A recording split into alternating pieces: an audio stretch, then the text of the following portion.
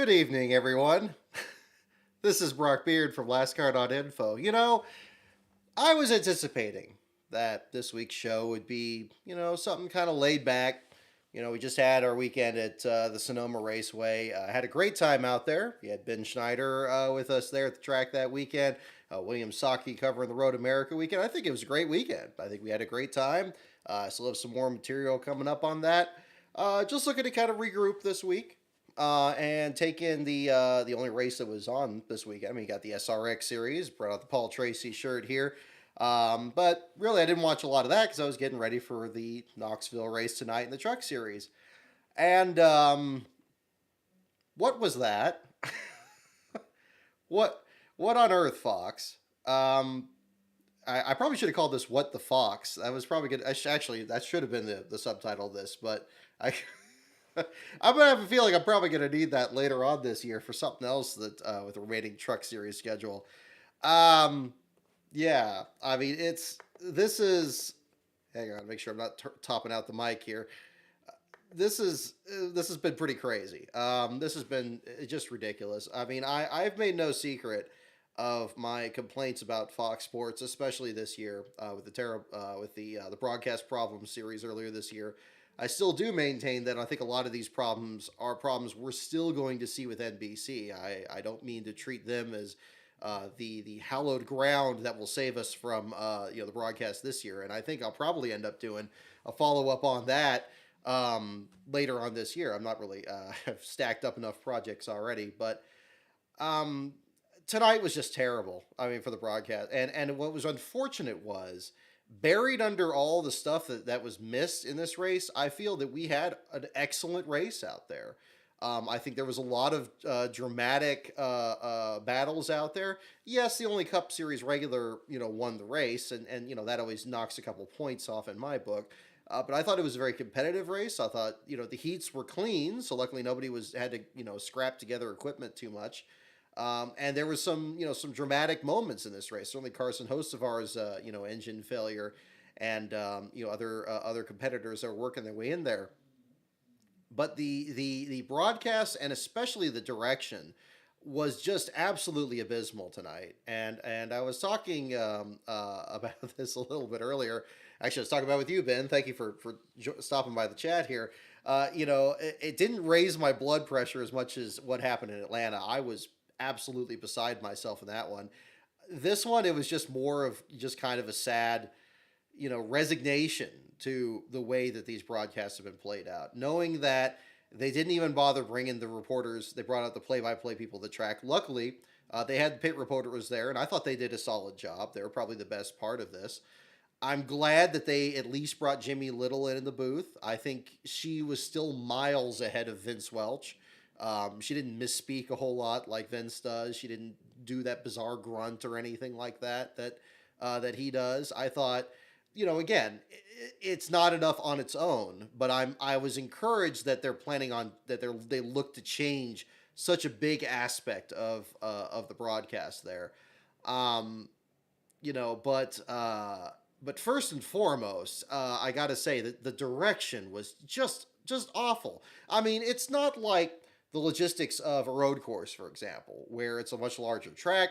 It's very easy to miss things. Maybe you have a camera that's pointed the wrong direction, or maybe you're watching the wrong part of the field. This is a dirt track, and you could see at any one moment. They had a camera shot at one point during the heat races that they could see the entire track and anything that was happening.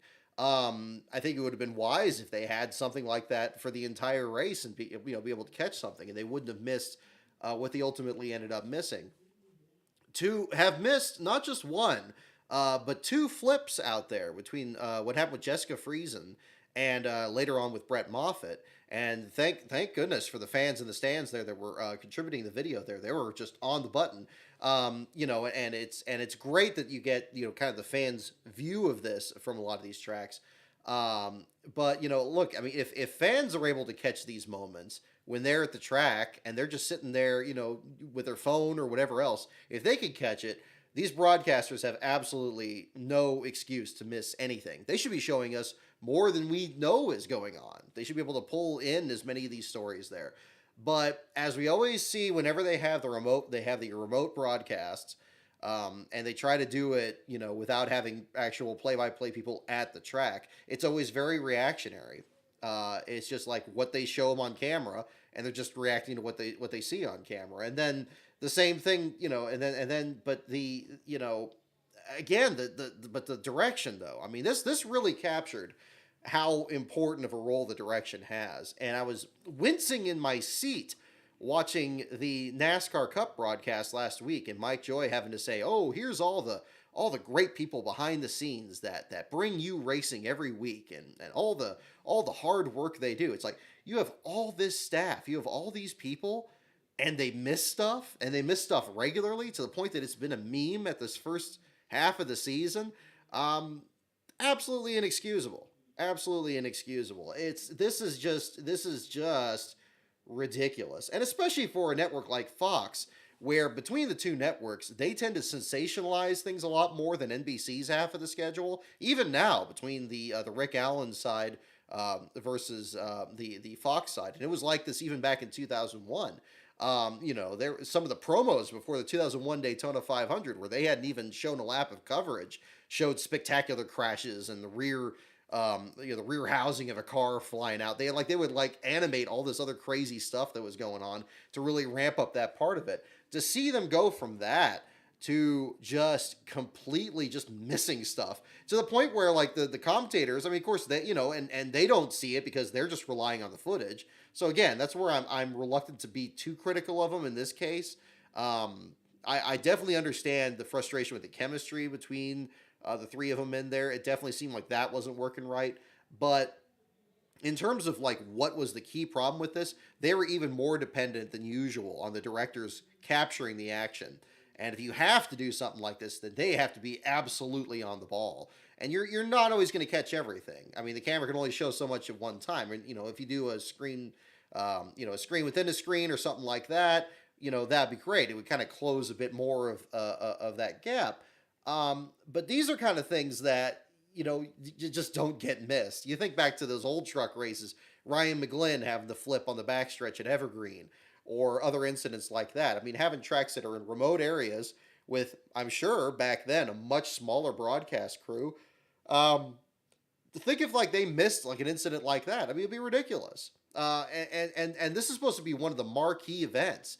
This is a historic dirt track in Knoxville. This is supposed to be one of the ones that they hype up a lot. It's like, oh boy, I can't wait till they run on dirt. Think back to earlier this year about how much they were hyping up on Fox. It's like, how many days is it till we run the dirt race? Like, oh, I can't wait for this race to be over, and the next 3 until we get to the dirt race. And then they just get to the track, and it's just like any other event. They just kind of flatline through it. And we saw that in the same thing tonight. It's just disappointing. And it's so unnecessary because I will say this, and it's hard to really tell this without being at the track every one of these weeks. I think we're seeing some of the greatest racing in NASCAR, in I don't know how many years, in all three of the top series. I think all three of these series are the strongest they've been in a long time. Truck Series, unfortunately, does get to be a bit of a crash fest, and I think there's been a lot of good statements to illustrate that. But I think we're having a lot of great racing. We're having a lot of the best racing that we've seen between these top three series.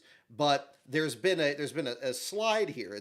That part's been going upward, but the amount of it that we're seeing is going downward. We're not seeing the greatest racing that we've seen in years. And I think you got even some people that are probably thinking that the racing is boring or who cares what's happening just based on what they're seeing on TV. And again, you're just missing a lot.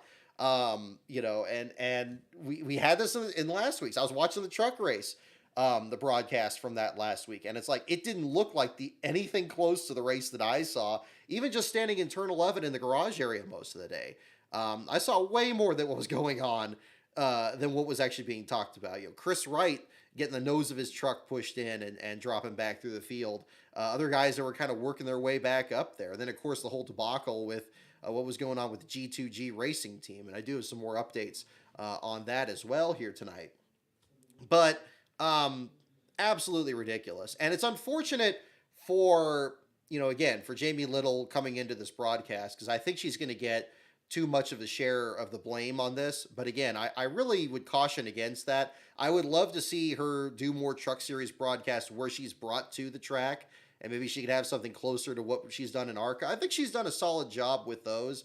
I don't think it's been a fix-all that's going to immediately get it back to where it needs to be, but it's the kind of changes that they need to make. It's something that's long overdue, changing the main play-by-play person. And I'm hoping that shows that they're going to be more open to changing just more than just the color analysts that are just, laughing at the jokes that everybody says. And Jamie was slipping into that a little bit in the broadcast tonight too. I mean, I'll be critical of her in that respect too. But I hope that she gets some more chances at it so we can get a better idea of it. And then, yeah, if it doesn't work out, then Fox should really try something different.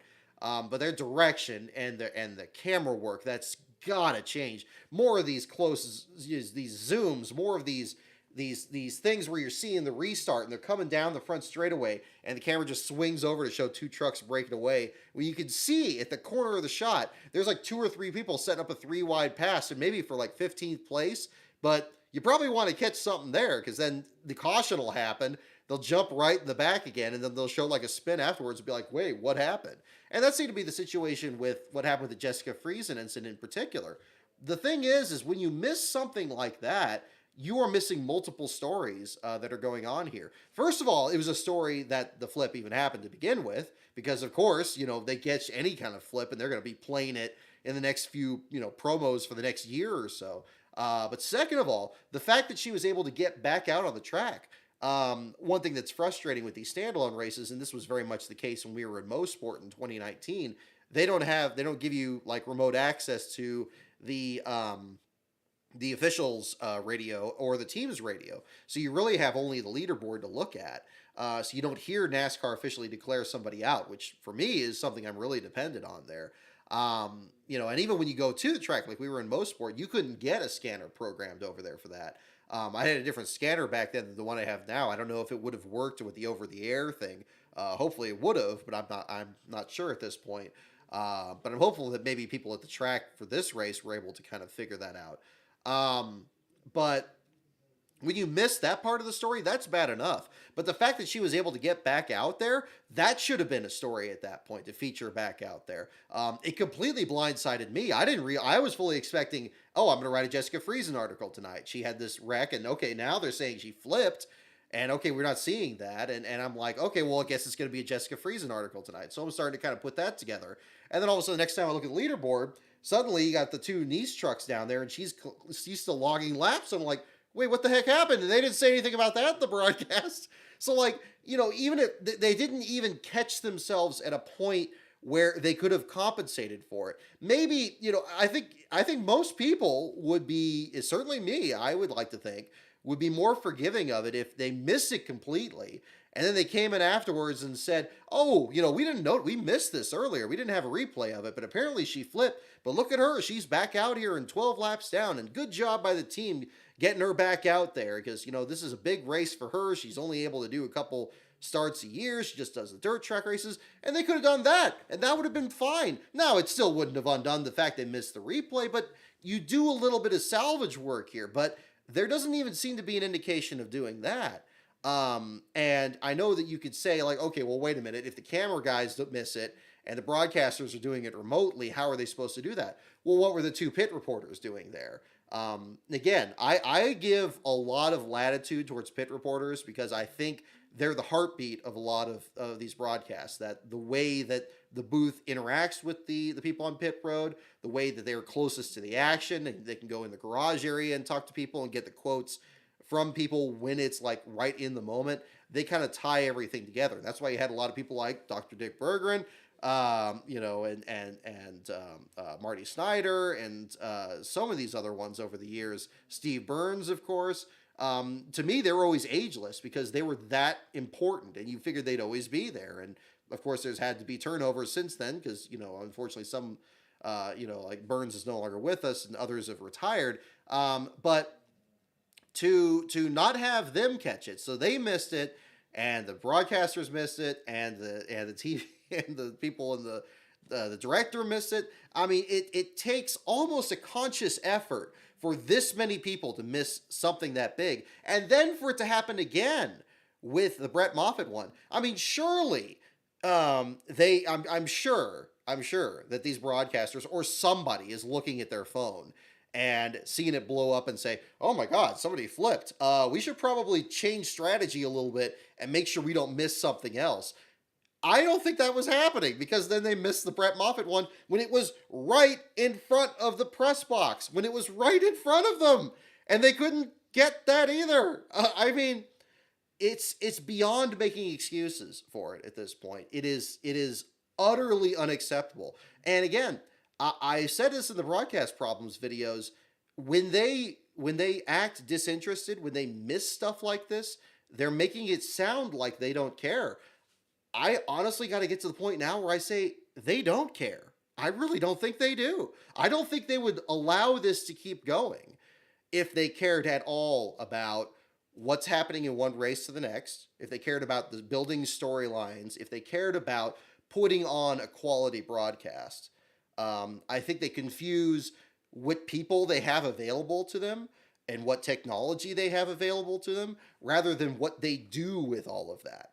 I know they got like drones and they got all these other cameras and they got all this crazy stuff and you got this and you got that. And I know they're all excited about that, but that doesn't mean that they're putting on a good broadcast. That doesn't mean that they're telling a story. And I don't think they're invested enough in what's happening from one race to the next. I still want, from watching these, I have to remind myself who won from the last couple of races, or what are the big stories from one week to the next, because we don't get that. That clip from the 1997 Pepsi 400 I brought up in the broadcast video, I think that was a really critical element to show like certain drivers and teams that are on the ascendancy. I think in the Cup Series side, one thing I had to remind myself at Sears Point, I was talking about, oh, isn't this great that Chris Buescher and Michael McDowell are having a great run? Like, where did this come from? But then I had to remind myself, it's like, wait a minute. Last week at Gateway, Michael McDowell led all those other laps out there, and he had a great run. And Chris Buescher, he couldn't even start the race because he had COVID protocol, and Zane Smith was in the car, and Zane had a great run. Now he's back in the car, and he's got to show himself. He's got to make sure, it's like, look, he's had kind of a lackluster year, but he's got to get his feet back under him. And see, when you have that extra detail thrown into it, just from 1 week prior, look how it makes those stories much more alive. But we're not getting that. We're just not getting that. And then you, on top of that, if they miss stuff during the race, then you don't have any material to cover for the next race. So what are we doing here at this point? So I think really at this point, the bar is so low for NBC coming into this next week when we go into Nashville, and we're going to see, they take over, they got they still have just the Xfinity and Cup. I guess Fox is still going to be with the Truck Series this year. So who knows what's happening on that end. But then again, I mean, I think NBC's got their problems too. They're going to have They're going to have Rick Allen, they're going to have Jeff Burton, they're going to have Dale Jr. and Steve Letarte. That's the same problem that they had last year, where you have all these people in here that are doing the play-by-play, and Rick Allen's just going to let them run over the top of them again, and everybody's going to be screaming into the mic. And I don't have honestly high hopes on that end. I love to be wrong about that, and maybe they've worked on it over this past year. I don't have faith in that though. I really don't. Certainly not after tonight. I think they don't listen to criticism. I think they dismiss it as just haters. And I get that there's people out there that just pop off about anything, that make it harder for constructive and well-earned criticism to get through. So part of it is, the social media aspect of it, and I'm sure that that's what's going on. But as professionals, they should be able to really take a step back and sort through that. I think that's got to be a real big issue. And for them to take a step back on this one, and for, again, the director's side to just miss these incidents entirely and present this race as if nothing's going on, and present that information knowing that you have the broadcasters doing this remotely, and knowing that they are 100% dependent on what they're seeing on the screen, and then, a little bit from what's coming on pit road. I mean, it's just going to be really ridiculous. It's going to be, it's just a mess. It's just a mess. And it's sad. And they shouldn't be doing the thing from the Charlotte studio. You can tell even when they're not when you can't see them, you can tell they're doing it from the studio. You can tell that they're not as engaged.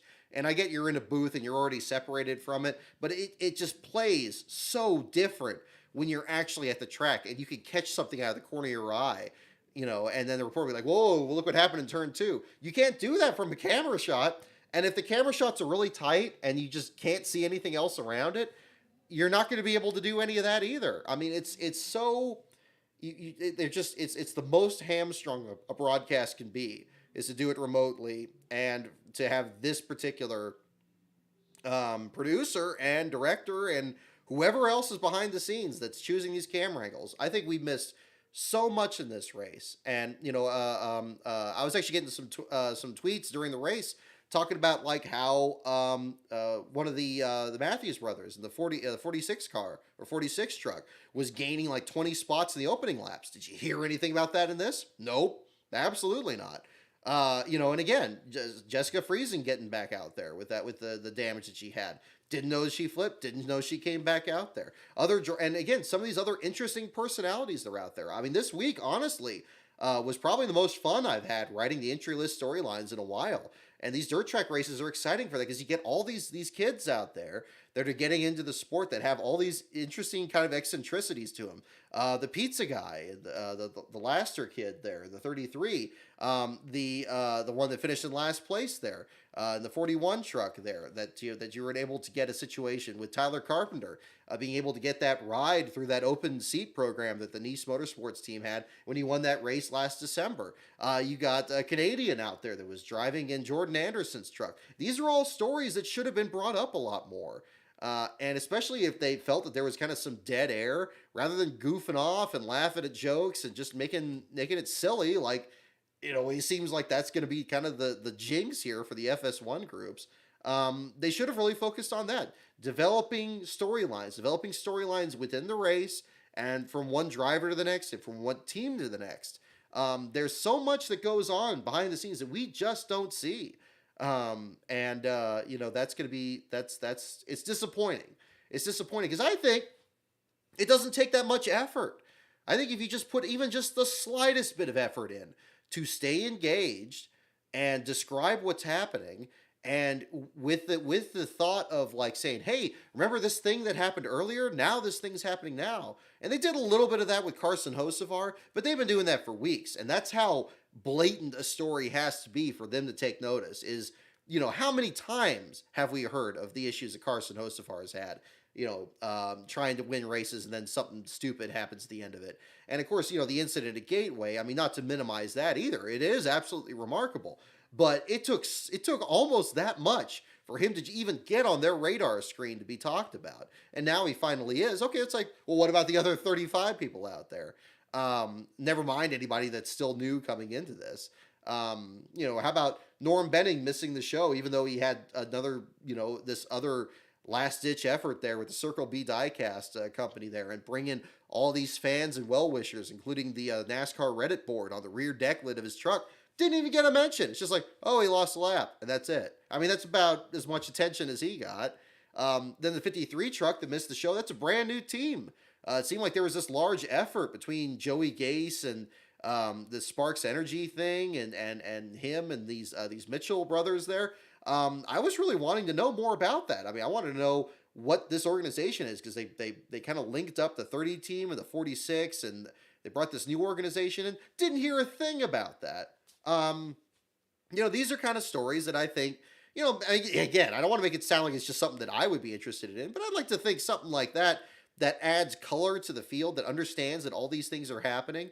I think that would have been really welcome, but it's just, they just don't have that interest. They don't. And they don't care. And it's sad. It's sad that they don't care. And it's disappointing to see them make, a change like this with a new play-by-play person. And it makes some difference. I still maintain Jimmy Little's better than Vince Welch. But I think at this point, just about anything's better than Vince Welch. And that's the unfortunate reality of this. And fixing replacing the play-by-play person just isn't enough, especially when the direction is still this bad. So, I hate to start off this negative, but I can't sugarcoat this one. This was I honestly was checking out by the end of this race. I mean, the last few laps of this, it didn't help that it was a Cup regular that was going for the lead. It was contagious. They just cared so little that it made me not really care, and I was just kind of like, oh, okay, well, that happened, and that's disappointing because I know if it feels that way to me, then imagine what it is to a casual viewer they're trying to attract. I mean, we always hear about them trying to bring in new fans because the older fans are aging out. And okay, I get that. Well, then you sure as hell better make it engaging. You better catch it when somebody flips over and then keeps running. Rather than just watch the same leaders the entire night. I mean, it's just reprehensible. It's just sad. And this should be a huge race.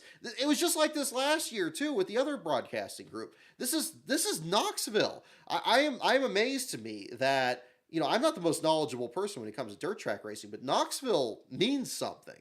Like this is, the Knoxville Nationals. That's like the grand poobah of dirt track racing. That's the big draw. I mean, it's got the Sprint Car Hall of Fame right there on the backstretch. I expected that there was going to be a big, I think I mentioned this when we did this on last year's show about this race. I expected there to be a big outcry from dirt racing fans saying, look, we don't want NASCAR here.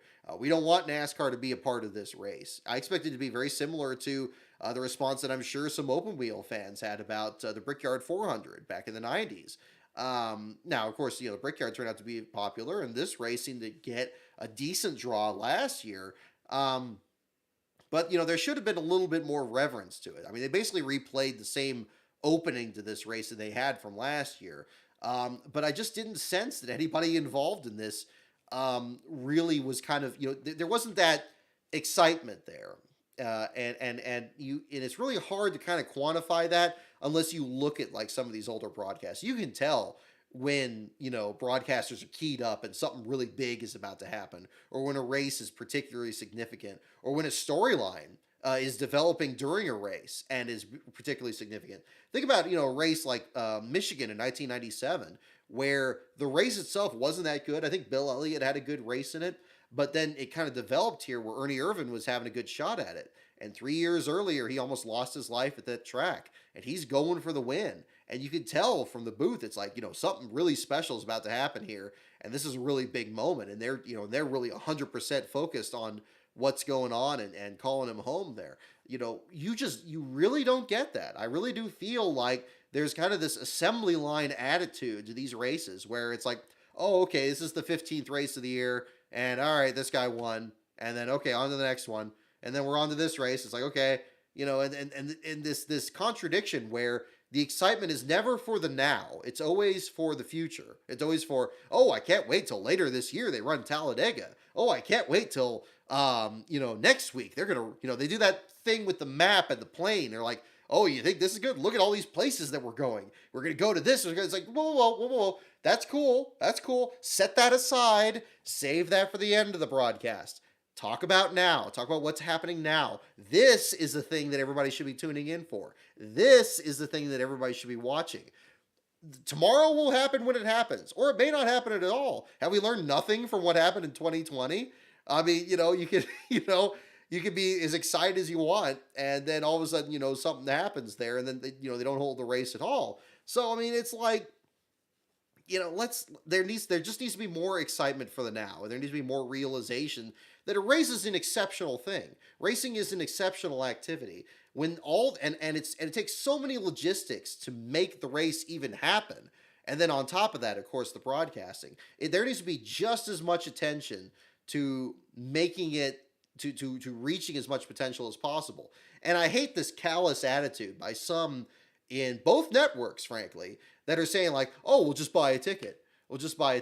How many people are able to go? I mean, that's like what? 90, 95 races a year if you combine like the Cup, Xfinity, and Truck Series. How many people are capable of doing that? Especially with, $8 gas and jacked up rates at hotels. How many people are really capable of doing that? Not too many. I think especially nowadays, you got your beat reporters out there, but they're not the clientele you're looking for. You're looking for actual people that are going to be buying tickets. It's very rare. I think that taking that attitude is to their detriment, and it's disappointing to see that. They need to really get their heads straight and realize, look, they're not even going to be buying tickets unless they're seeing something on TV that's going to make them excited to do it. That was the thing that brought me into it. I watch these things on TV and I'm like, oh my God, like I gotta be there. I want to be one of those people in the stands. I bet it looks even cooler. Then you get to the track and you see the people that got featured on these broadcasts and people you learn about. You learn about these drivers. You learn about their history. You learn about these teams. You learn about their history. And then you get to the track and the drivers are there and you see them and you see the paint schemes and the colors are brighter than they look on TV. And then it makes you want to watch more of it in between. And then it builds from there. That's how you develop a fan base. It's not rocket science. They just treat it like it is. They just feel like, well, we don't know why nobody's watching, or we don't know why the ratings are high. And then they just hyper-analyze these stats, and they just don't, there's no common sense. There's no common sense to any of this. You know, their entire job is showing us what's happening. If they don't feel like doing that, then they should be brushed aside and put somebody else in. You know, and again, I am well past caring about, you know, the feelings of professionals in this. They should be able to take it, and they should be able to weed through people that are obvious trolls and just trying to get a rise out of them, or which people are actually looking to say, look, you know, there's a real problem here. We got all kinds of people that are talking about this. We screwed up bad. There should be like there should be a debrief after every one of these broadcasts and say, look, here's something that worked. Here's what didn't work. Here's what we heard from these people. And here's something here. I mean, you know, isn't this funny? They were kind of laughing about this. But here's something that it seemed like there was a lot of a trend on. You don't tell me that they can't measure these things, that they can't figure these things out. You know, they can't separate the wheat from the chaff on this. I don't believe that. I don't believe that you could have a multinational media conglomerate and bringing all these people out there and all their trailers and all their equipment, and yet at the same time it's like, oh well, you know, they're doing the best they can. No.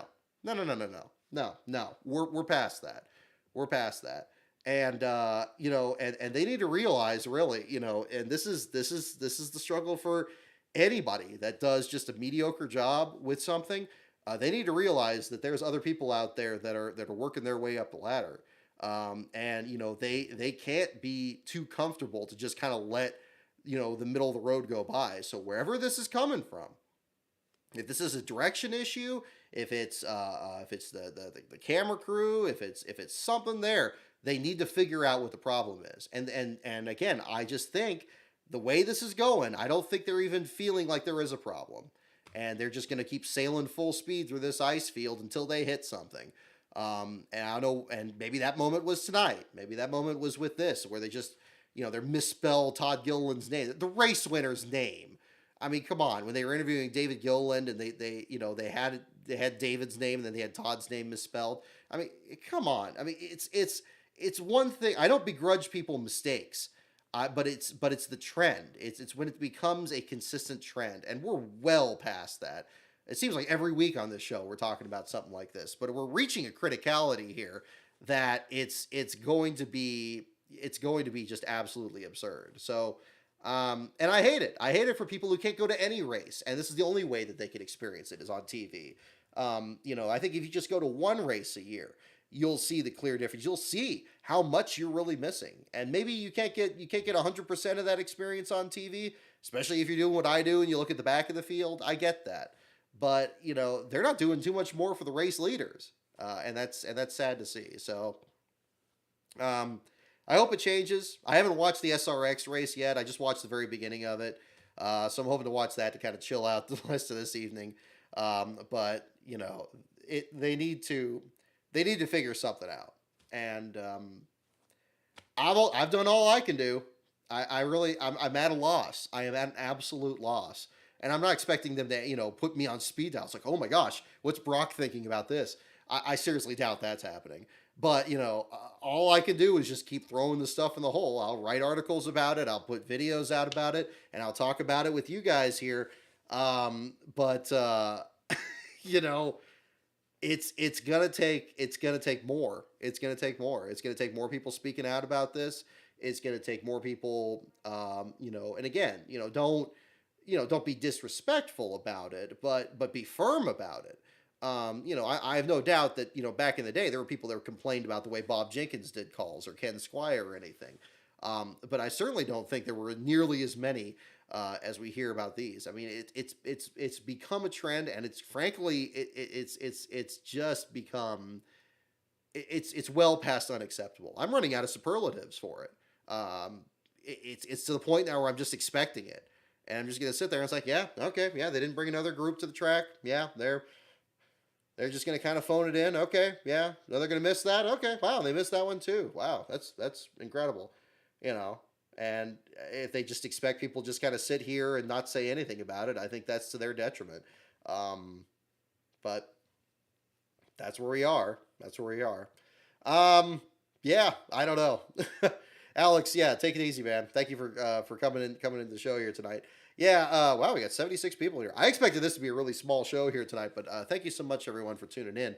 Let me get your super chats here as well. I do appreciate you guys tuning in on this. Oh wow, we got a few here to catch up here. Let me get these for you here. First one here, Alex Averos.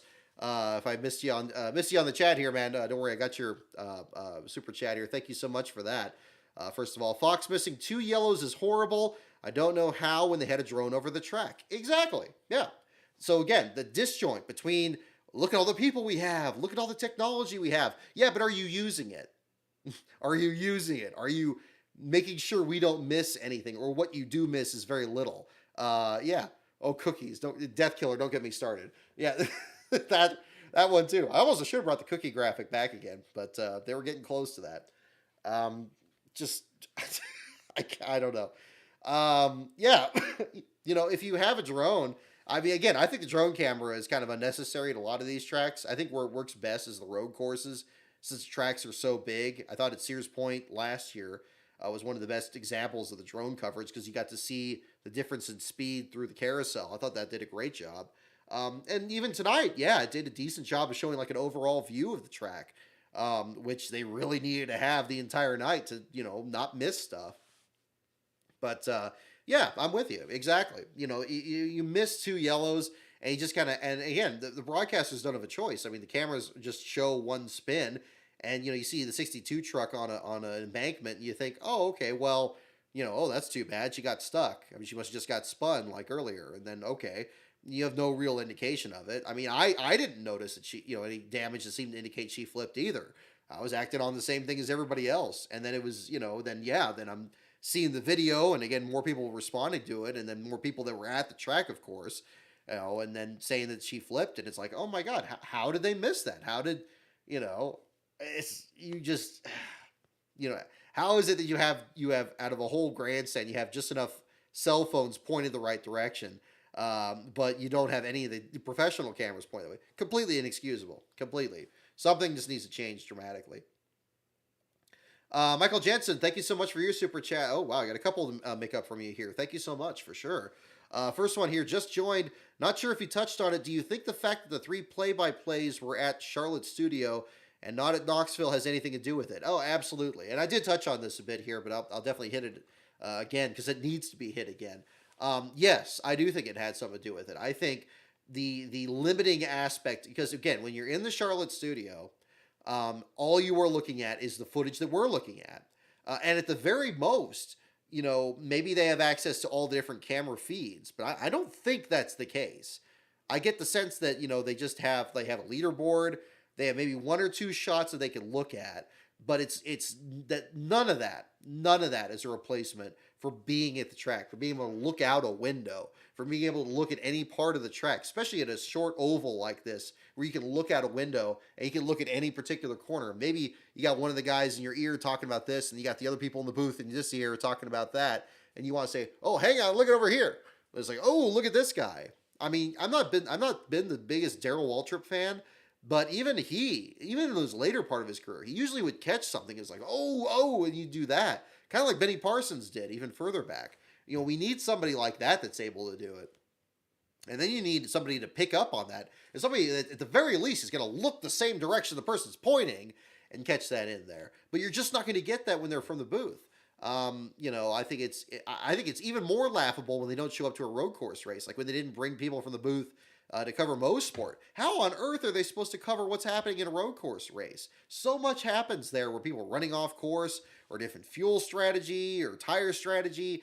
You can have a couple trucks like slide off the track at one end of the track, and you're busy looking over here at the leaders, or you have a tight shot of something. I mean, you can miss so much. The experience at going to Motorsport was so radically different than it was on TV, and I had cringed to see that start to happen in Cup Series events and other tracks that they've gone to even longer.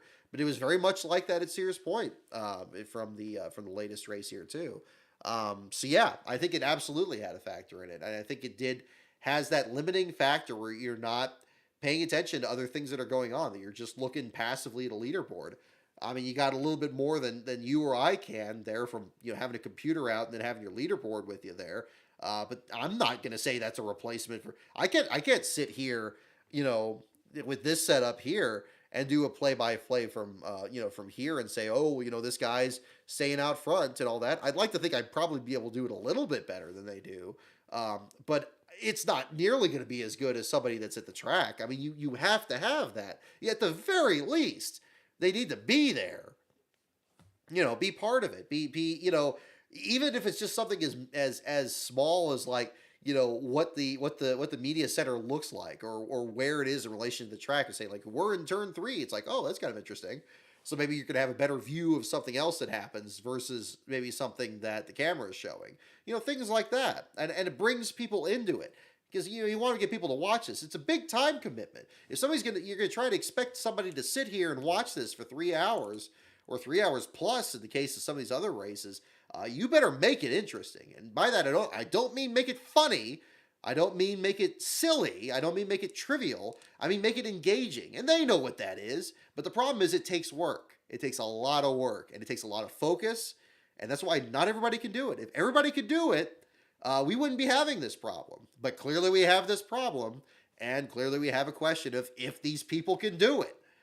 And I'm well past coddling this. I mean, it's ridiculous, and I'm just, but I'm not going to be one of those people that says, oh, I'm not watching this again, because of course I'm going to be watching it. I made it through 5 straight Jimmy Johnson championships. You think I can't make it through this? Of course. Like, come on. So that's kind of what the situation is there. Yes, also it's shocking that the most informative and engaging one was Heather with the dirt track expertise. Yes, I will say Heather DeBow, I think, did a fantastic job on pit road. I liked, again, literally getting her hands dirty and showing the difference between having really tacky dirt that kind of sticks versus the crumbly kind of dirt that doesn't stick. I mean, you could see how different that would be to drive on. Imagine just driving your what I was thinking of when she was doing that is I was thinking, okay, if I'm driving my passenger car on this, like, the tacky stuff, like maybe I'd be sliding around a little bit, but maybe the wheel would kind of stick into the mud and maybe it would sink into it and it would kind of like get a little grip that way. But the crumbly stuff, I imagine it's like driving on like marbles, like it's driving like on gravel or something, and your wheel's gonna be spinning. I thought that was a wonderful explanation. I thought she did a very solid job. Apparently this was her first broadcast, and she didn't have a play-by-play group that was there at the booth, and she had to do it remotely. I thought she did a fantastic job.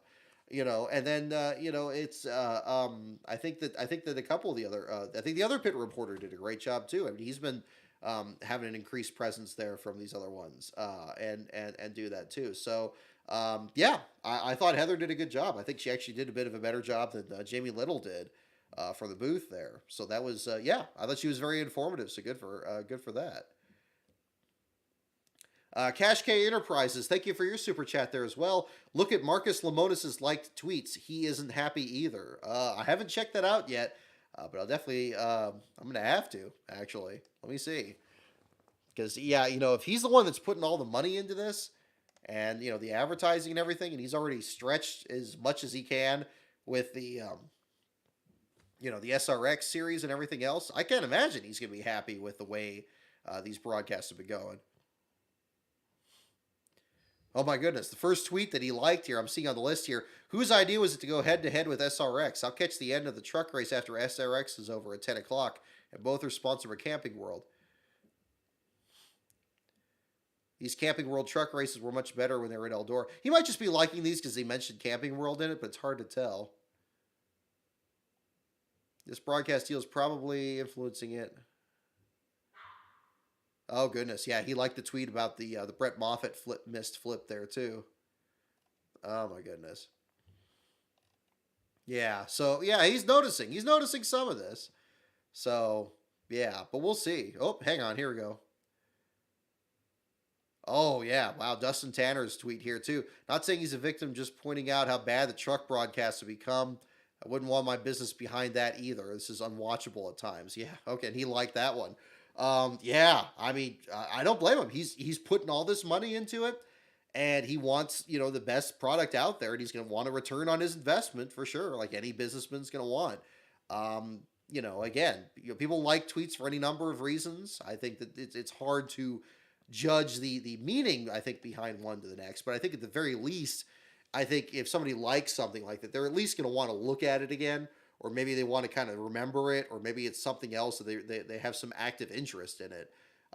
So yeah, I don't think that indicates a positive sign of that either. But thank you for bringing that up, Cash K. Thank you for your super chat as well. I agree that's another problem there. Alex Averos, thank you for your super chat as well. I don't see Haley staying at DGR next year. That 17 has run so much better. I see Monster and Ford move her to the 38 at FRM because I think Zane is moving up to Xfinity next year. He is showing he is ready. It's very possible. That's very possible. I hate to see Haley struggle. I think that she came into the sport with a lot of excitement, certainly in the West Series. And it feels like that's been longer ago than it's been. I remember her talking with Noah Gragson back when Gragson was still trying to get his feet under him in one series to the next there before he got to Xfinity. But yeah, Zane Smith, I think, is having a great year. He had another solid run tonight. He was great at Sears Point.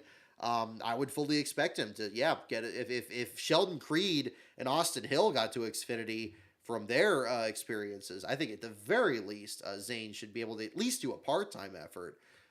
As to how many more efforts they could do, I'm not sure what to see. I don't know what's the deal with Haley, if she's going to find her way to Todd Gilliland's ride. I think that 38 in the Cup Series side is just kind of an extra filler injury that, they said that they tend to not have the same performance that the 34 has. I don't know if that could work out for her. They'll probably try it. But I think it would probably be best if she's going to do any Cup, try to do some more kind of limited runs there.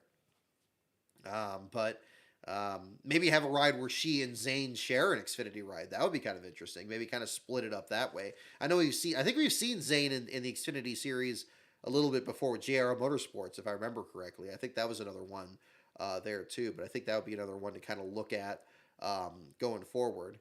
But yeah, so I don't know. But good question though, Alex. I think that's that's certainly something that's still a possibility there at the same time. So we talked a lot about the broadcast, of course, and I knew that was going to be kind of front-loaded with the show. We haven't really talked about the race at all. But Todd Gilliland, your race winner over John Hunter Nemechek, Zane Smith in the third spot. Ty Majeski. Ty is one I've been really impressed with. He was very good at Sears Point. I was amazed how quick he was there. He's pounded on the door to get his first win. I know Hocevar has been getting more attention on that. But Majeski, even though it may not be that surprising because Thor Sport seems to just be the big fish in the little pond, when it comes to the truck series, Ben Rhodes is always a contender. Matt Crafton is always one, turn away from being like utterly dominant in one race or another. But I'm glad to see Ty do well because he's had a lot of misfires in his career. He kind of had the same thing with Austin Cindric running that 60 car for Roush and struggling there. I'm glad to see him have success somewhere or just anywhere because I think he's got the talent for it. He just hasn't had the luck, frankly. But I'm glad to see him do well. I think he's. I'll be excited to see if he can get his first win. We're gonna be doing a couple. Well, I was about to say a couple truck races later this year, but they're not doing trucks at Vegas this fall. But they will at Phoenix. We'll be there for that one in November, and that'll be exciting. He might win well before then, so we'll find out. Buddy Kofoid just outside the top 10, the 11th spot. Matty D in 14th. Haley Deegan 15th. Dylan Westbrook, I think he was the top. Well, no, he wasn't the top dirt ringer because Buddy Kofoid got 11th. But, some other drivers that were impressive there at the same time. Good to see Westbrook get on the lead lap there.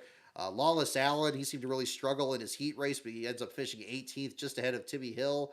Chase Purdy, the last truck on the lead lap, at the 20th spot. Jack Wood, first one to lap down. Your last place battle was a bit different in this one. The opening stages seemed like Spencer Boyd was going to be a good shot at that there. He was pretty slow in his heat race, struggled in the early laps there. Then, of course, you had Jessica Friesen's accident. Or actually, before that, you had Dean Thompson, where that guy here, I don't know what's going on with him. I should have talked to him at Sears Point. I was trying to think of stories to follow in the truck series, and I didn't have a whole lot going into that race there outside of the road course specialists. But Thompson has had so many problems this year. Still is the last car truck series leader, I believe, after this race. Well, certainly Tyler Carpenter being his first start, I don't think that changes anything for him. But had the truck stall after a flat tire, lost a lap, was towards the back of the field there. He finally gets around Jessica Friesen after her flip. Friesen gets back out there, and then two consecutive Al Neese trucks have issues. Tyler Carpenter with the drive shaft dropped out the bottom of the thing. You could hear it kind of clanking around as they were pushing him back into his hauler. And Hocevar with the engine failure in 35th. Friesen ends up, excuse me, finishing in the 34th spot. Excuse me, need some more red on this one. But we got Bryson Mitchell in the 33rd spot for G2G, and Brett Moffitt rounding out the bottom five after his excursion into the outside catch fence. Seemed like Thad Moffitt was going to be in the bottom five contention there, but he ends up in the 31st spot there. Boyd ends up back up into 29th. Brayton Laster was contending for last as well. He ends up 27th, 3 laps down there. But yeah, Devin Rouse being 10 laps down, 30th. That's ironically one of the best runs they've had. Brad Perez, of course, had that last place, or that run with the last car logo on it, which was absolutely not last place, finishing in the 22nd spot. Is the best run that they've really had for most of this year, back to when Perez made his debut back at Coda. But Devin Rouse running 30th is probably second or third best run in that same stretch. So some improvement out of that organization out there as well. Yeah, can't really say too much in terms of like other contenders that you don't usually see up there.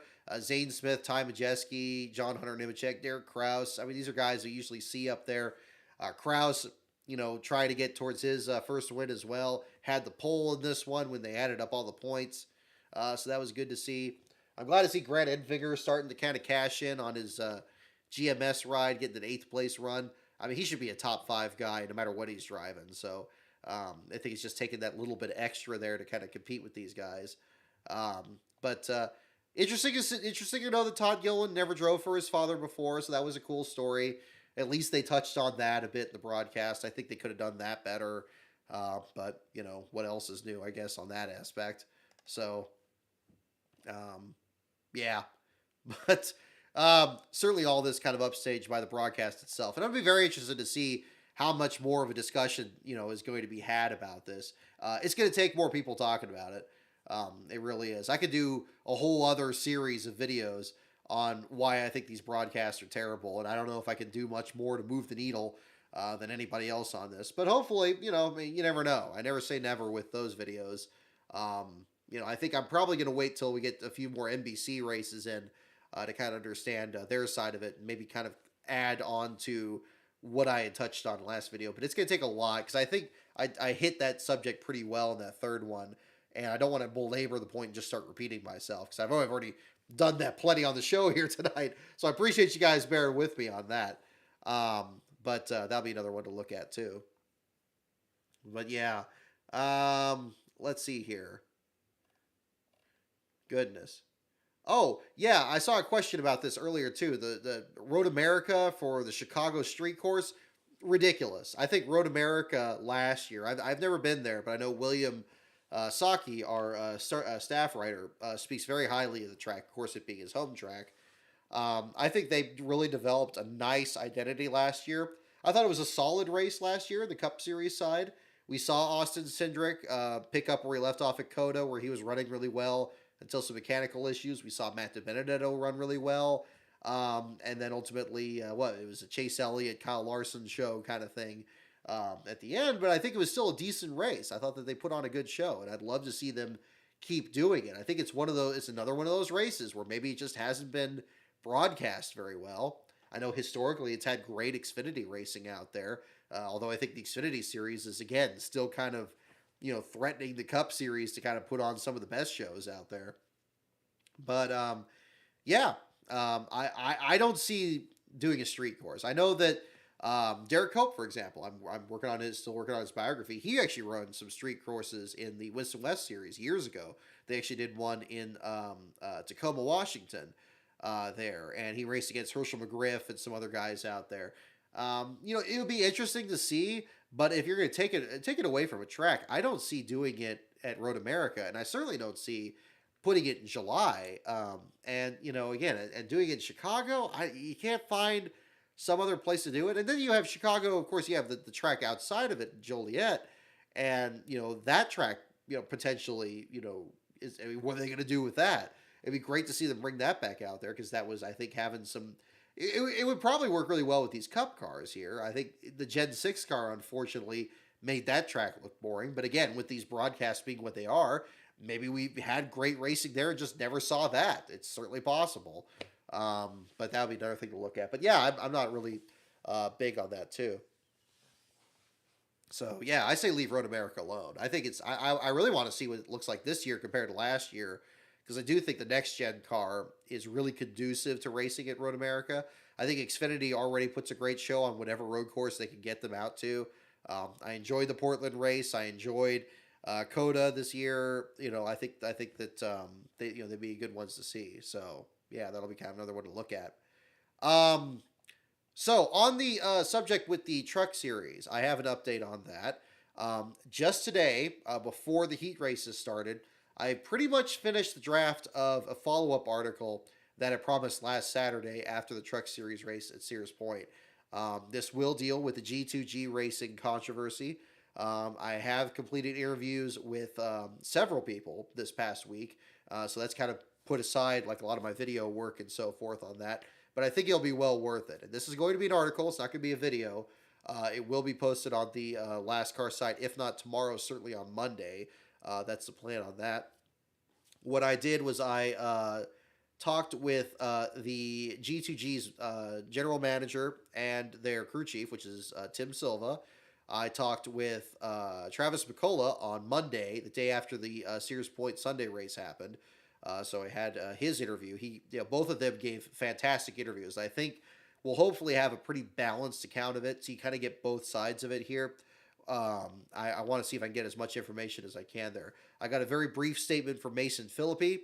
Unfortunately, I didn't interview him at the track there at the time. I wasn't aware that there was an issue with him at the time. I was able to interview Stefan Parsons that weekend. Most of that interview was already in the Last Car article, but there's a little bit more that's going to be in this one here as well to discuss some of the other issues there. And what will also be included in there are my own observations from that. I even dug through all my old pictures of the 47 during that weekend to kind of understand what was going on and who was involved and what was the situation. So my plan with that is to have an article that really breaks down each of the elements and just clears up any kind of mystery around it. I think that this was kind of the issue with it, and I'm thankful that myself and some others were there as well to kind of cover this. I understand there's another article that was posted. There's an interview with Travis McCullough as well, so he's been speaking to other news outlets as well. But I'm glad that this story ended up kind of having an overlap with the Last Car site, because of course Parsons ended up finishing last of the race, so I had to kind of do a preview of it that Saturday there. But this article will be much more comprehensive and much more interview heavy, especially with McCullough and Silva. That's going to be kind of the big part. I did reach out to Tim Veens to interview him. He could not be reached for comment, so I don't have any other information besides what he posted in his statement on the G2G site on Friday. That also is in there as well. I also reached out to NASCAR to get clarification on their drug testing protocol, at least to understand what broke down on that situation where both Travis McCullough and Colin Garrett, didn't get their test results on time. I want to make very clear to NASCAR that neither driver blamed them for the particular issue that happened. In fact, from the interviews I had, NASCAR was very transparent with them. and made clear that, that this is just a situation here. We contract with these different labs. For some reason, they didn't get the results in time. If we had the results, we would have had no problem getting you out there. So, I thought, I hope that NASCAR did take my inquiry for an interview there to indicate that there was any suspicion of wrongdoing there, because from everybody I've talked to, they had the least amount of culpability in anything that was going on with this. But definitely there are questions about G2G racing itself, about how it's operated, about how prepared they were for the race weekend. There are questions, of course, from both drivers, especially Travis McCullough, on what he needed to do on his end and what he was prepared to do that race weekend. Travis cleared up a lot of those questions, and Tim Silva, I felt, cleared up a lot on the team side of it there. So I hope that the combination of all of that is going to be something that's going to be maybe not an authoritative record, because I still think that if I got NASCAR and Tim Veen's side of it, I think that would have made it the most complete. That's why I really kind of waited on it through this week. And I'm glad I did, because, of course, the statement on Friday came out. So I'm glad I did on that point. But it'll be interesting. So that'll be on the Last Car site. Tonight, we're going to get the article up for the last place finisher of the race here. And that'll be, again, the Tyler Carpenter article. I don't know if I know Pockrass isn't really covering a lot of the action here this weekend. But we'll see if there's anything going on there. I don't know if Pockrass heard anything. Oh, he still covered it. 21 minutes ago, we do have Truck Tech complete in Knoxville. No issues. Todd Gilliland is the winner. So it is going to be a Tyler Carpenter article for you guys tonight. So we'll definitely have that as well for you guys. But we're going to get that article set up for you guys. We'll have the Tyler Carpenter article tonight. And then either on Sunday or on Monday will be the feature on G2G racing. So a lot of stuff coming up at the Last Car site. And then I'll carry us over into the Nashville weekend coming up soon after that. So for that, for sure.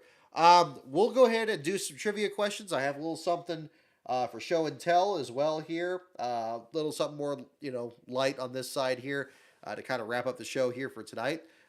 So we'll do that. I'm sorry I don't have too much to say about the SRX race here. I did hear about Elio Castroneves is winning, even though he wasn't originally entered in the race. So congratulations to him. Be looking forward to watching that broadcast there, because I think Alan Bestwick does a great job out there. I think it's a good comparison to what we saw tonight to get an understanding of what needs to be done.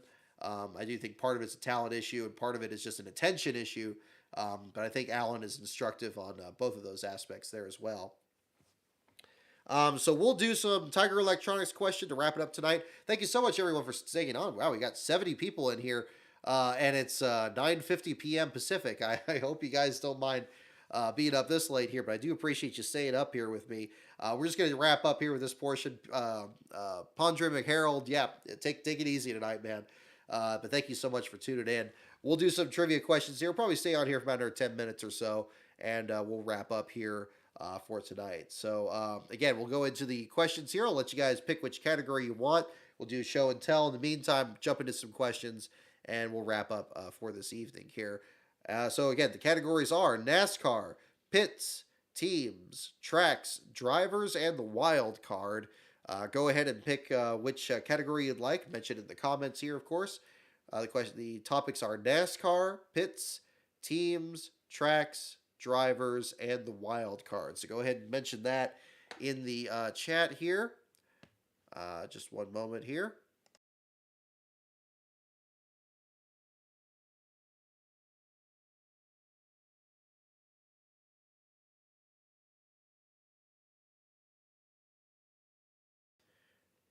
Yeah, and you guys need to crash out, man. Don't worry about it. I know it's Father's Day weekend as well. A very happy Father's Day to the fathers out there, or spending time with family this weekend for sure.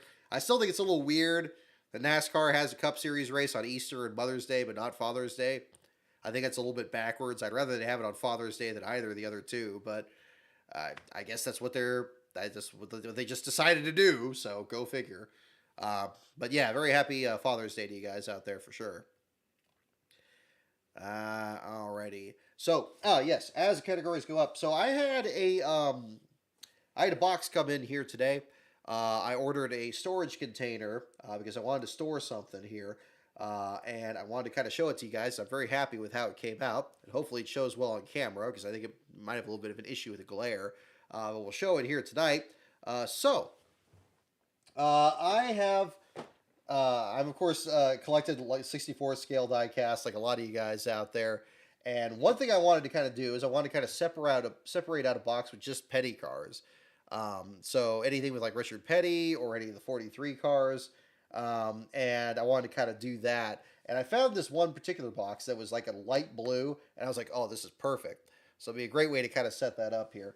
So let me show you here. Let me just see if it shows up on camera. Oh, it's going to have a little bit of a glare. Check this out here, folks. So we got, well, let's see if I can get this closer to the camera there. So we got a lot of the older Petties and the newer ones here. Some of these older ones here, one of the best things that Racing Champions ever did was when they did 64 scale of all the old Richard Petty cars from 1950 through 1999. They did this back then. And they had like a limited run of these, but they're really cool. I collected a few of those back in the day, and I just kept them in the boxes. But I think I think it presents really well in here, so I wanted to kind of put some of those in there. And but yeah, I got like I did a lot more like of the '90s ones. So you got kind of like, let's see if I can kind of pull this up a little closer on the screen here. Actually, maybe I'll take the camera off and bring it this way. That'll probably be an easier way to do it, and then I can kind of guide it on this way. So yeah, there we go. Let's see. Let's kind of bring that straight. So we got some of the old Lee Petty cars here. We got the 19. Let's see. I think it's the 59 Richard Petty here. And again, just see the evolution of the cars. The first Petty blue ones. This is the 1960 version right here. And then like, yeah, I like these Monte Carlos here. I like anyone with the STP schemes where you have like the bright red on it. Anything like that, I think is awesome. You get like here, you can kind of see the top view of it there. One thing I thought was interesting, I talked with a number of my friends about this, is that there were always a subtle change to the STP paint scheme each year. And so here's the 84 scheme. There's a 1990 scheme underneath that one. So, of course, yeah, you got to get the 200th win scheme. So that one I thought came out really well. They did a pretty decent attention to detail, like actually picking the old body styles. I think the 81 would have been cool if they did like the Oldsmobile, but they did kind of the old Monte Carlo instead. This is like a winter circle version like Hasbro did. So it's got like a different shade. I always like this lighter vermilion here on the red. I think that shows up a lot better. But yeah, so then we got here's the 85 with the white rims. I thought it was interesting to get the in-between years. Like maybe the paint scheme's not famous for a particular race, but it's something else that shows. This is 87. And then we got, there's the 1991. I think this is 54, the very first one. I didn't, hang on. Sorry about the camera there. There we go. Yeah, this very first one here, that's 55, I believe, on this one. That's a little Chrysler. So, yeah, that's like the only Lee Petty one I found. There's 61 or 62. Let's see. Okay, we had 85. We did 87. Here's 1990. Had to get that one because there's the same one that Derek Cope won the Daytona 500 with. We're the same year. Had a really good run. 91 paint scheme. I'm always very partial to this one. Just love the bold dark blue stripe on it around the middle. Really interesting. This one here, I think Road Champs made it. This is a 92 version there. So it's not from the 5 Decades collection, but I thought it came out really nice on that. This one here, that picture that I always post during Sears Point where I'm holding a diecast Richard Petty fan appreciation car. This is that actual car. I took it out of the box that weekend, and I've always had it ever since then. This is that exact car for the very first Sears Point race I went to. So that one's right there. Definitely want to make sure that had a spot in here. This is one part that always upset me though with the thing. I mean, there's greater tragedies, of course. But when they did the 5 Decades one, they put a 1996 Pontiac to represent the Fan Appreciation Tour car, which is a real shame because they got the paint scheme like almost perfect. It has like the bold dark purple, dark blue stripes as the GTE logo, the Pepsi logo on the side of the car, but they just used the wrong model there, and it just doesn't quite look right, which is kind of unfortunate. But it did. And see, what's even more weird, they used like the right Pontiac body style for like the 91, like up here, and then the 93 one down here, the Rick Wilson. Hang on, let me get the camera. There we go, the Rick Wilson one right there. And yeah, I mean, I'm glad they did that too because that's a paint scheme that just doesn't get a lot of appreciation.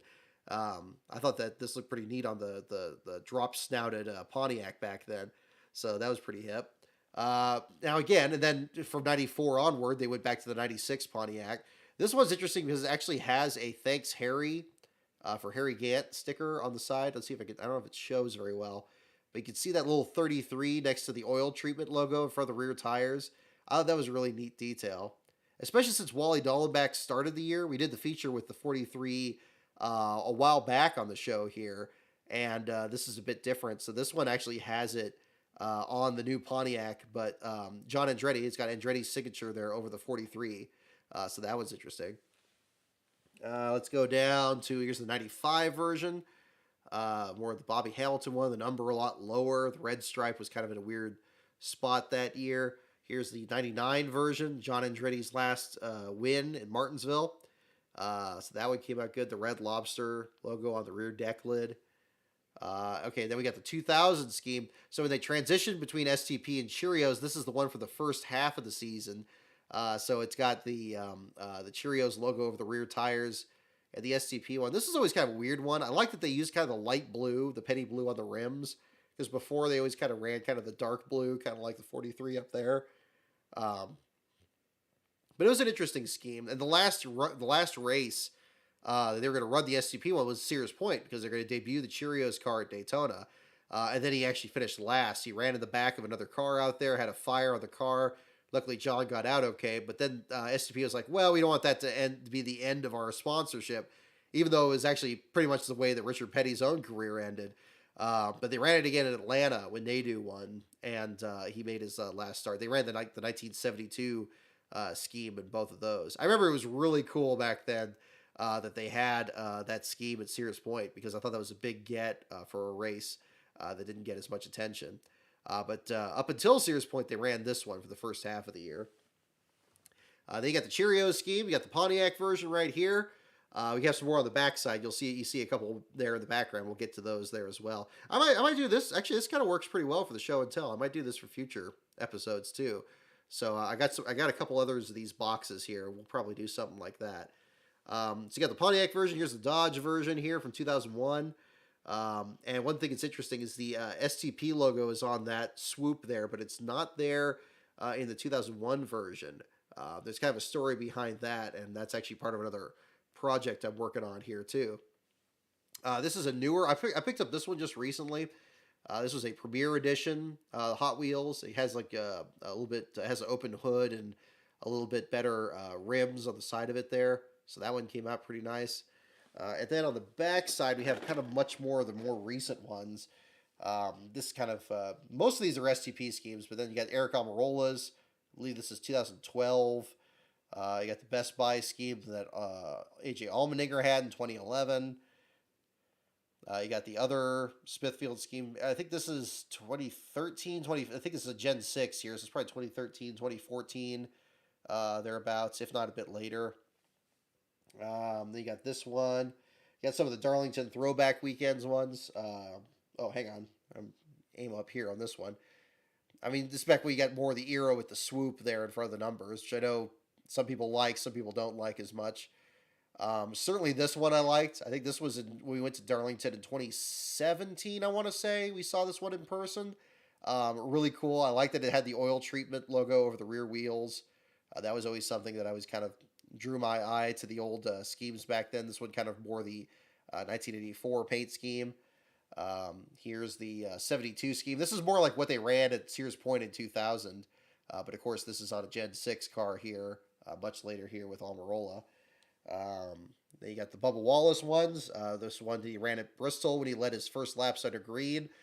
So I had to pick that one up. I thought they did a really nice job on this one. Even though it's a darker red, I still think it's a pretty nice scheme on that. I like the red numbers on the roof. So you got that one.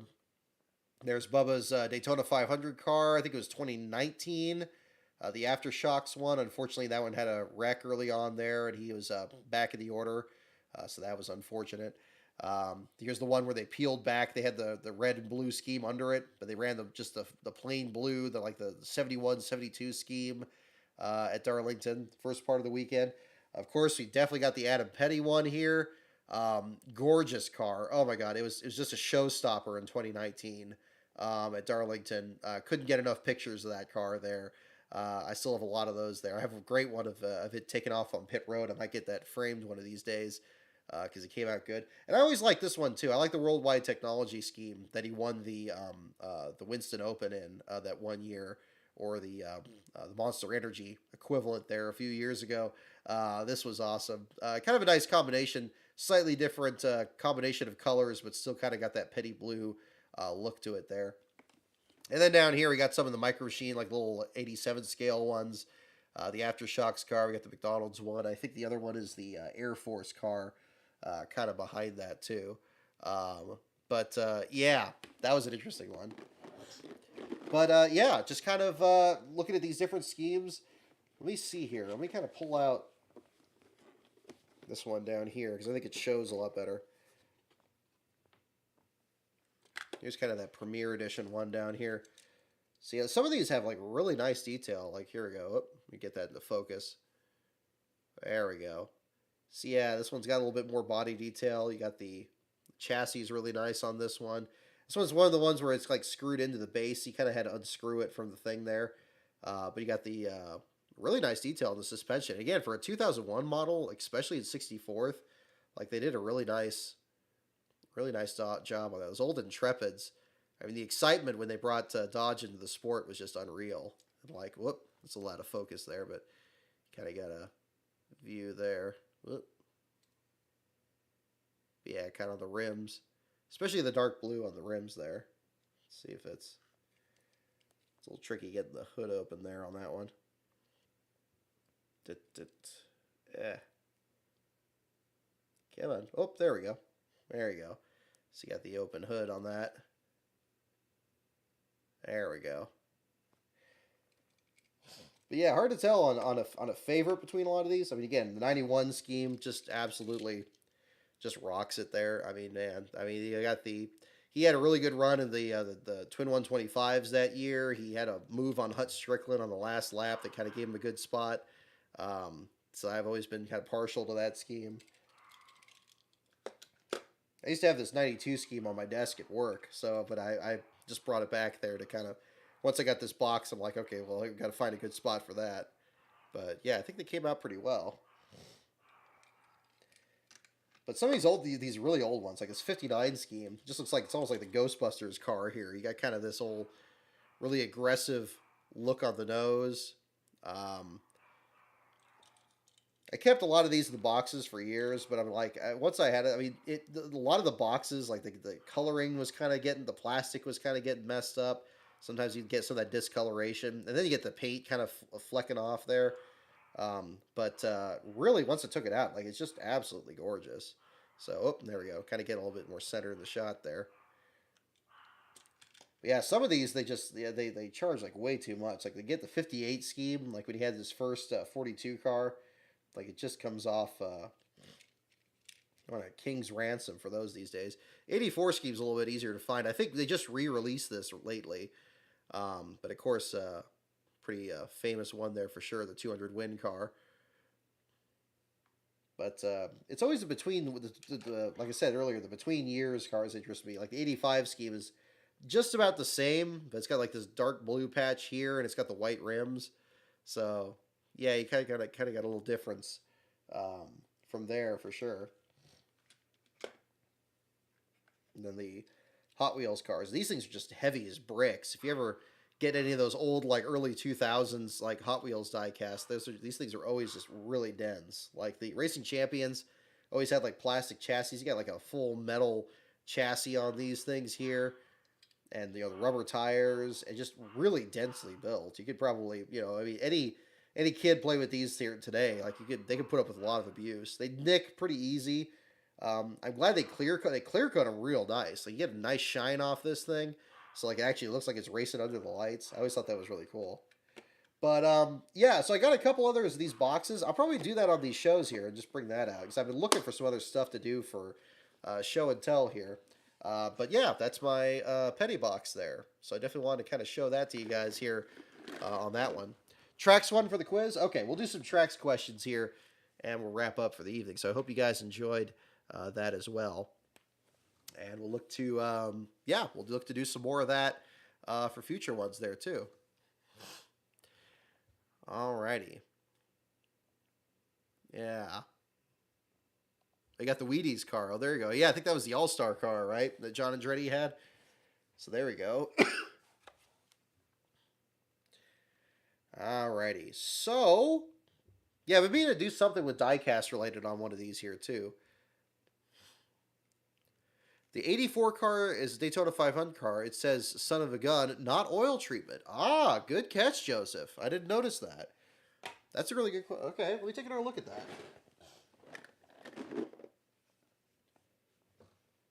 How about that? Yeah, you are absolutely right. It says son of a gun on the side of the car. How about that?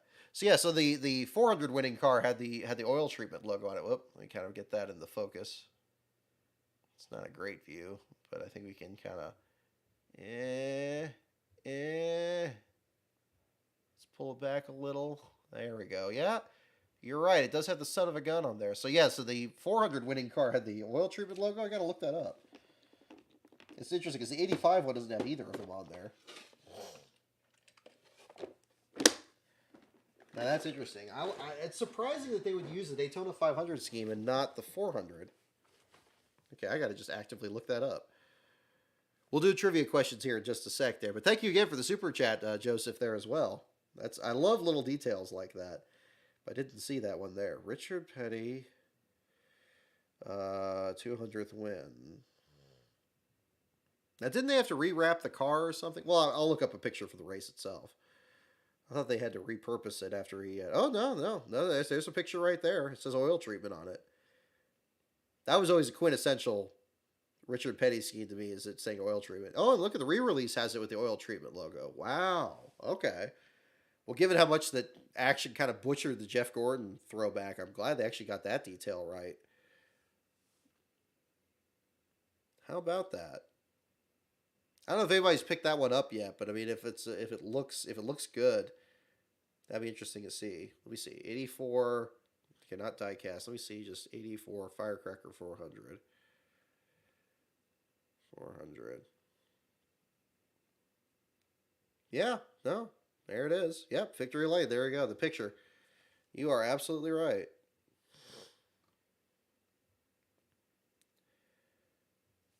There you go. Yeah, oil treatment. Right there on the actual classic. Boom, there it is. Right into focus.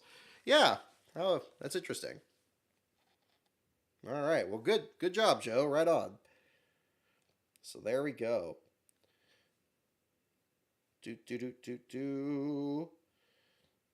Okay. Alrighty. So we'll go ahead and do some tracks questions here for tonight. We'll wrap up here with that section. Yeah, Rick Wilson, absolutely. I have a Rick Wilson pin somewhere too. Might do a pin show too. You guys like pins? I don't know. I got some crazy pins there. I I usually pick those up whichever race we cover. Just occurred to me I didn't pick one up at Sears Point this year. You know, I didn't really look. Shoot, I should have checked with them. Dang, yeah. Sunday was just such a rush. We got there so late. We kind of rushed through it there, but yeah, dang. I'm gonna have to check out and see if they made any new pins. That would be something to look up. Okay. I'll figure that out later. I had to do that at Fontana too. They actually ran out of pins at Fontana, and then they had that after the fact. My mom actually used to keep, well, actually still does keep, like this old section of like green felt and puts like her favorite pins on that. And I actually found, she gave me another sheet of felt there, so I have to start doing that with my pins too. I'll probably use that for the race day ones. That'd be pretty hip. Maybe set up something like we got with the quilt over here and do something. But that'll be interesting. Yeah, the 94, did the 94 one have the rookie stripe? I don't think it did. Did it?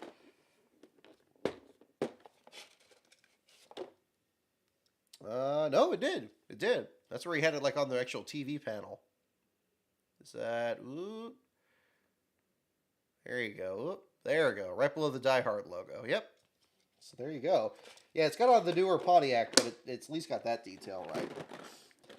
So those are the little things that are fun. But yeah, always partial to the SCP car. Have been as far back as I can know since going to my first race and seeing the petty car lead the way. That definitely had to be a big up one there too. Yeah, pick up 2 next race to make up for it. Yeah, I'm with you there. Yeah. Well, we're gonna do Vegas this October and Phoenix in November. Those will be the next trackside ones we're looking at. So that's gonna be a lot of fun. But that'll be cool. Alrighty. So what was he? We had tracks for the leading category, right? I think it was. Alrighty. Okay. Here we go. We'll do a couple tracks questions here. And do that. Alright, here we go. What track had its first yellow-free event after 29 years of racing in 1997? What track had its first yellow-free event after 29 years of racing in 1997? Yeah, Joe definitely knows his Richard Petty for sure. So good. I'm glad you could enjoy that there. Yeah, I just got that box literally today, and it just occurred to me. It's like, yeah, that would make a cool thing to put on the show, and I'm glad I did because I think I'm glad you guys enjoyed that. Maybe I'll do. I got to do some more like that here. I got a couple more boxes, and we'll have some fun with that too. So I got to find something like that for our Nashville show next week.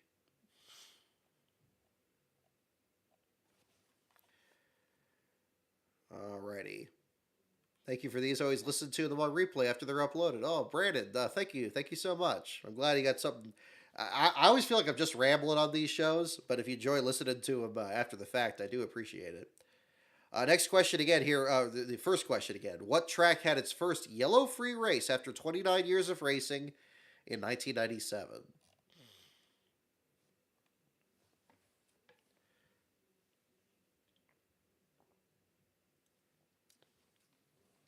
Late night code red here for the evening. What track had its first yellow-free event after 29 years of racing in 1997? The answer is indeed Talladega. A lot of you got that. Talladega. Thank you, Joe. I'm glad you enjoy the content here. Absolutely. Blake Thiemann, I think you were the first one on that one, so right on.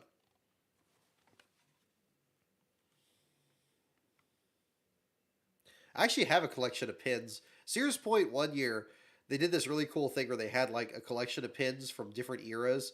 And of course, one of them was the classic logo on that. I used to have it on my desk at Last Car headquarters for our old shows, like way back in 2019. I don't know if I ever featured it on the show, but it was sitting on my desk back then because it makes for a great paperweight. But yeah, I got that years ago. I don't even know if they still make that now with some of their old merch. All right, next question. What track's 1971 NASCAR Winston Cup debut had a record $200,000 purse?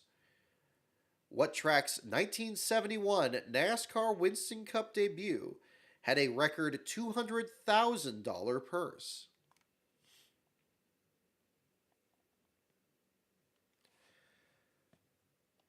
Oh, it's the first time you see my live show, Joe. Okay, thank you so much for tuning in. I know it turned out to be kind of a later night there. If you're on the East Coast, I'm not going to keep you too much longer. I know we're past the 10-minute window I was looking at earlier, but we'll just do a couple more questions here and wrap that up. Well, thank you so much. I'm glad you liked 3 Before February. That was a very challenging project, but it's one I've been meaning to make for some time for sure. Let me read the question again here for you guys. What track's 1971 NASCAR Winston Cup debut had a record $200,000 purse? That is our question. All right, we got a lot here. Atlanta, Darlington, Charlotte, Ontario, Pocono, Michigan. Several good guesses. Several good guesses. Yeah, age Gale 1718. Yeah, thank you for keeping track of the poll there for the category.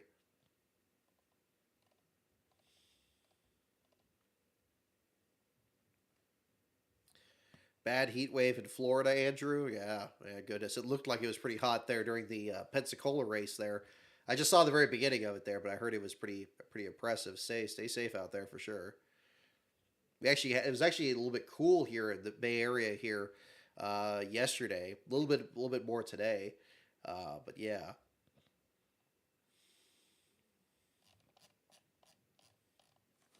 All right, next question again here. What track's 1971 NASCAR Winston Cup debut had a record $200,000 purse?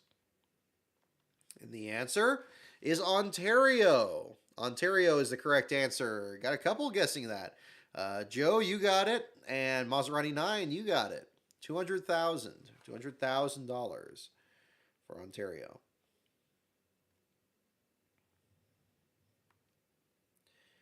Alrighty.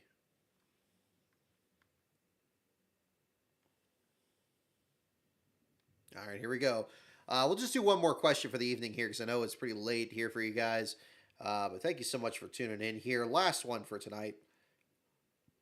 What kind of cars were driven in the Rebel 300 at Darlington from 1957 through 1962?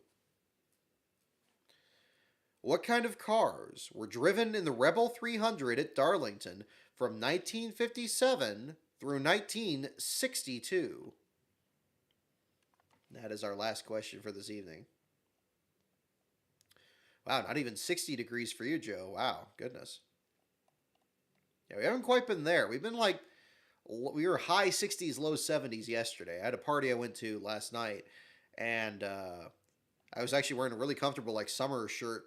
You know, I had got these shirts that kind of wick sweat away really well, and I was wearing that, and then actually got kind of cold wearing that because it was like, oh man, it's working a little too well. But luckily got back before it got too cold out there. What kind of cars were driven in the Rebel 300 races at Darlington from 1957 through 1962? We got guesses for convertibles and minis, soft tops.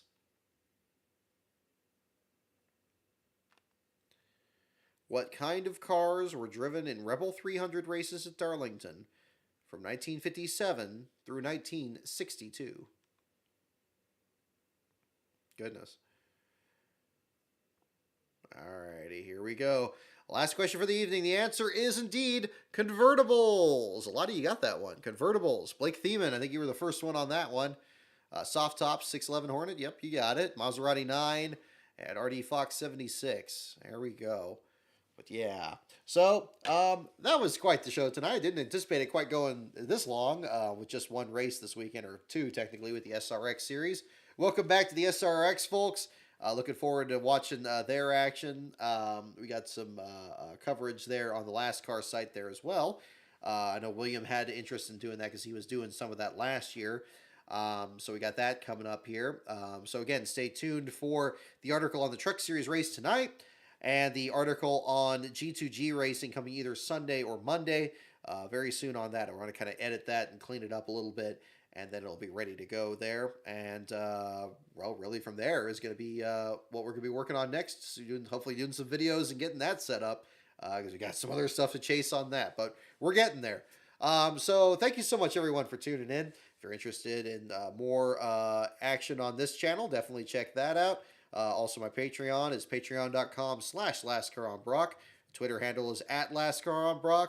And the website, of course, is lastcar.info, where the articles will be. Our next show is going to be a week from tomorrow, next Sunday, after the conclusion of the Cup Series race at Nashville. We'll cover the return of NBC to the broadcast booth, as well as the Truck Series, Xfinity Series, and Cup Series action from the Concrete Super Speedway next week. It'll be interesting to see how the next-gen car handles that. And, well, I think we'll have no shortage of stuff to talk about, certainly on that show. I haven't mentioned Clint Boyer on the show here tonight. I didn't want that to be too much of a bring down here, but our thoughts are with him and his family after the news from the other night. And certainly hope things are working out well for him over there, and certainly for the family of the other person involved in the incident there from last week after Gateway. But we will be certainly talking about the other news stories and everything coming up here in our next show, again, after Nashville next week. So thank you so much for staying up late with me here this evening. Have a happy Father's Day to you out there, and we'll see you next week. So take care, folks.